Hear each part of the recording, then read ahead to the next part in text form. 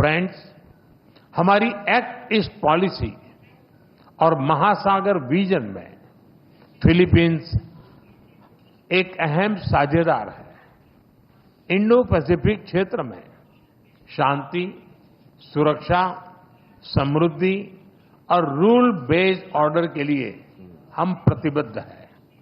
हम अंतर्राष्ट्रीय कानूनों के अनुरूप फ्रीडम ऑफ नेविगेशन का समर्थन करते हैं। अगले वर्ष फिलीपींस आसियान की अध्यक्षता करेगा। इसकी सफलता के लिए हम पूरा सहयोग देंगे। Excellency, India and the Philippines are friends by choice and partners by destiny.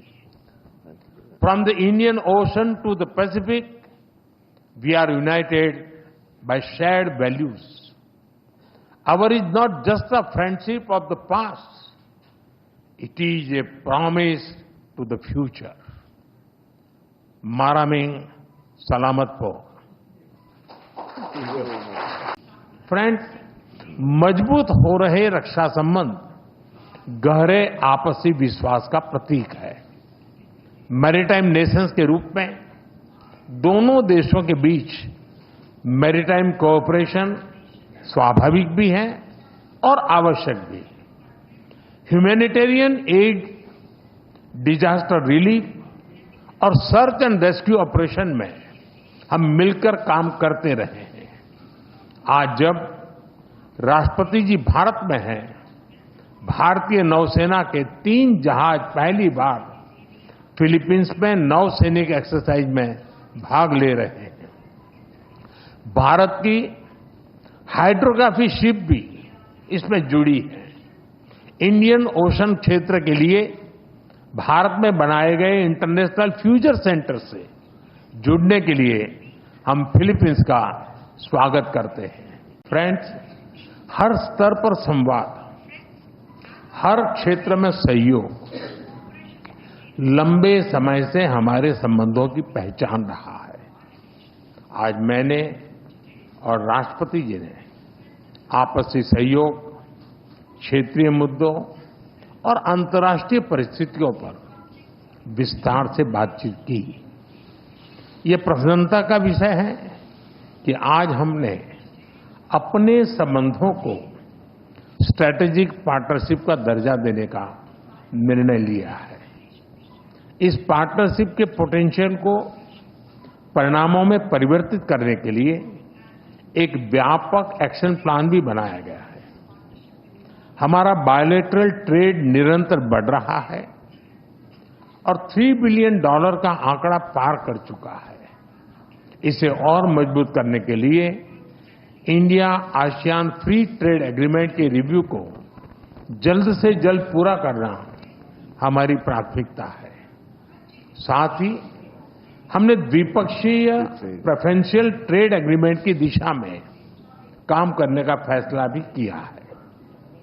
Pahalgam आतंकी हमले की कड़ी निंदा करने के लिए और आतंकवाद के खिलाफ हमारी लड़ाई में साथ खड़े रहने के लिए हम फिलीपींस सरकार और राष्ट्रपति जी का आभार व्यक्त करते हैं।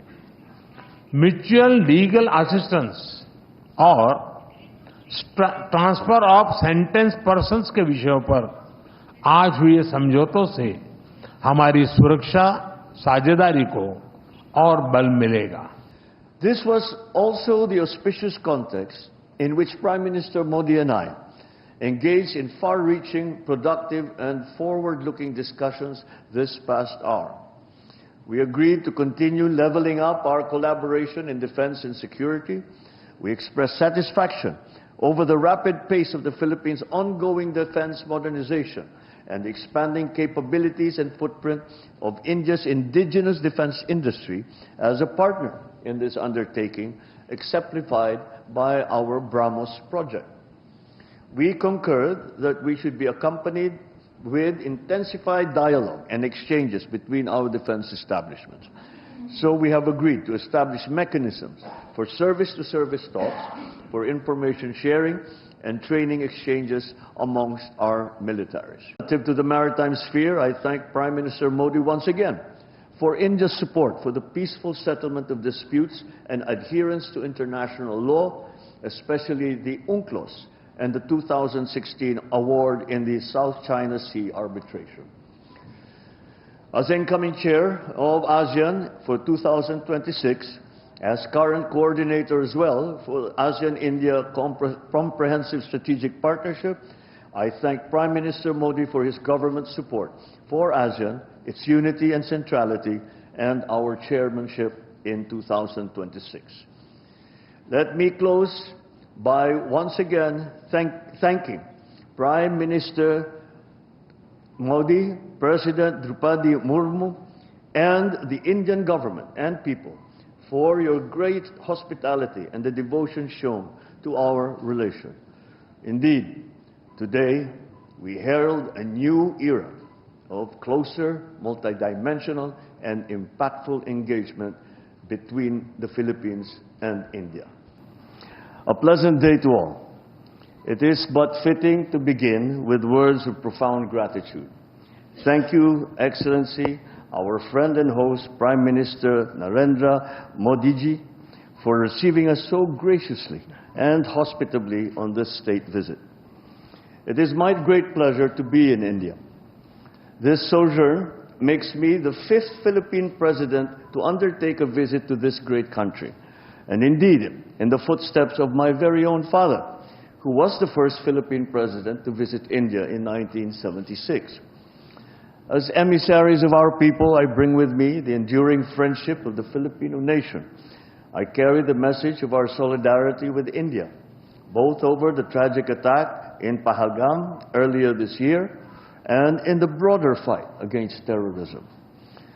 Despite these challenges, I also bear felicitations on India's remarkable transformation and inexorable march to become Viksit Bharat by 2047 under Prime Minister Modi's guiding hand. This was also the auspicious context in which Prime Minister Modi and I engaged in far-reaching, productive, and forward-looking discussions this past hour. We agreed to continue leveling up our collaboration in defense and security. We expressed satisfaction over the rapid pace of the Philippines' ongoing defense modernization and the expanding capabilities and footprint of India's indigenous defense industry as a partner in this undertaking, exemplified by our BrahMos project. We concurred that we should be accompanied with intensified dialogue and exchanges between our defense establishments. So we have agreed to establish mechanisms for service-to-service talks, for information sharing, and training exchanges amongst our militaries. We will foster naval and Coast Guard interoperability via port calls, in cooperative activities, and capacity building in the maritime domain. The economic sphere has been a steady engine driving our ties for 7+ decades.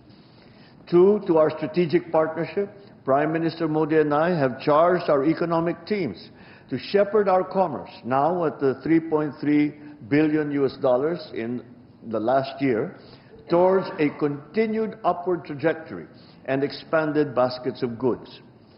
To this end, we have decided to expedite the work that we are doing to forge a bilateral preferential trade agreement.